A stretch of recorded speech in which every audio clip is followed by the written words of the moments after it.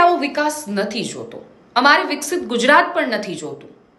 આ હું એટલા માટે કહી રહી છું કારણ કે આણંદના અડાસ ગામે 50 કરોડ રૂપિયાના ખર્ચે બ્રિજ તૈયાર થઈ રહ્યો હતો અને ગઈકાલે જ ધરાશાયી થઈ ગયો.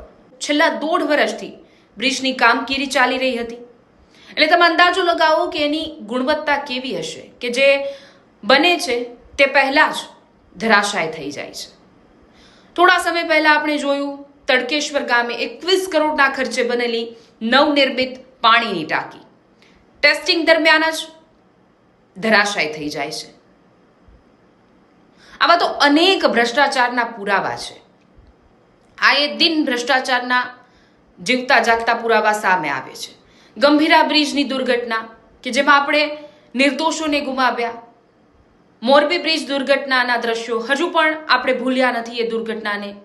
જો આવું જ કામ કરવું હોય તો મારે વિકાસ નથી જોતો. સામાન્ય જનતાના પૈસા આવી જ રીતે બગાડવા હોય તો અમને વિકાસ નથી જોતો. ભાઈ અમે જે છીએ એમાં ખુશ છીએ, તમે રહેવા દો. એમ પણ ઘણા અંતરિયાળ વિસ્તાર છે કે જ્યાં વિકાસની જરૂર છે, જ્યાં ગામના લોકો આજે પણ નદીમાંથી પહાડમાંથી ચાલીને જાય છે, ત્યાં સારા રસ્તા નથી બન્યા.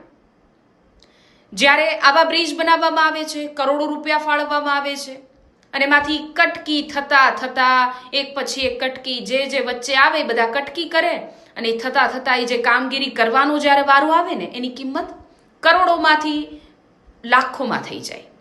એક બ્રિજ બને છે ને તો સામે બીજા એવા 2 બ્રિજ ઊભા રહ્યા હોય જે જર્જરિત થઈ ગયા હોય. આ પૈસા આમ જનતાના છે, આમ જનતાના પરસેવાના પૈસા છે. ભ્રષ્ટાચારીઓ માટે ગુજરાતની જનતા કમાતી નથી, એમના દીકરા માટે કમાય છે. મોટા મોટા ટેક્સ લો છો, સુવિધા શું આપો છો, શું મળે છે એમને? દુર્ઘટનાનો શિકાર થાય છે જનતા અને મોત મળે છે. જે આણંદના અડાસ ગામે જે બ્રિજ તૂટ્યો છે એટલે તમામ અધિકારીઓ તપાસ કરવા માટે પહોંચી ગયા છે અને હવે કામ કરવાનો ડોળ કરશે. ધમધમાટ શરૂ કરી દીધો છે. તપાસ કરીએ છીએ શું છે, છોડવામાં નહીં આવે. આ બધું જૂનું થઈ ગયું છે, આપણે જોયું છે. અને શું કરશે? માછલીઓને પકડશે, મગરમચ્છ હશે એને બચાવી લેવામાં આવશે. કારણ કે આપણે મોરબી બ્રિજ દુર્ઘટનાનો મુખ્ય આરોપી જયસુખ પટેલને જોયો છે કે કેવી રીતે એને બચાવવામાં આવ્યો હતો, એને બચાવવા માટે કેવા પ્રયત્ન થયા હતા. ખેર પહેલા બ્રિજ બનતા અને વર્ષો સુધી ચાલતા, હવે તો બન્યા નથી, એ પહેલા જ તૂટી જાય છે.